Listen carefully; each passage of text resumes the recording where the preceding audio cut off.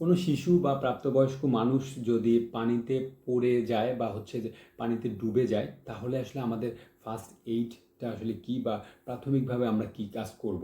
প্রাথমিকভাবে আমরা যে কাজটা করব সেটা হচ্ছে যে আমরা দেখবো যে তার আসলে শ্বাস প্রশ্বাসটা আসলে চলতেছে কিনা, এবং সেই সাথে সাথে আমি একটা স্ক্রিনে ছবি বা আসলে সম্ভব হলে আমি ভিডিও শেয়ার করে দিচ্ছি যে আসলে আপনাদের আসলে কিভাবে চেক করতে হবে। আমি বলেও দিচ্ছি, সেটা হচ্ছে যে মুখটাকে আপনি নিচে করে পিঠটা উপরে করে আপনাকে একটা কাজ করতে হবে যে শ্বাসনালীর ভিতরে বা হচ্ছে যে ফুসফুসের দিকে যদি কোথাও পানি গিয়ে থাকে, তাহলে এই পানিটা যাতে দ্রুত বের হয় জন্য চাপ দিতে হবে।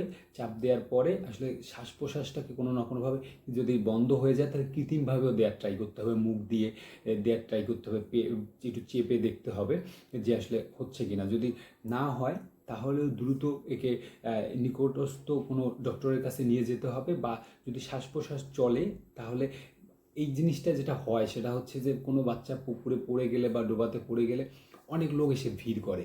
তা আপনাদের যে কাজটা করতে হবে যে খুব দ্রুত বাচ্চাটাকে একটা ফাঁকা জায়গায় নিতে হবে।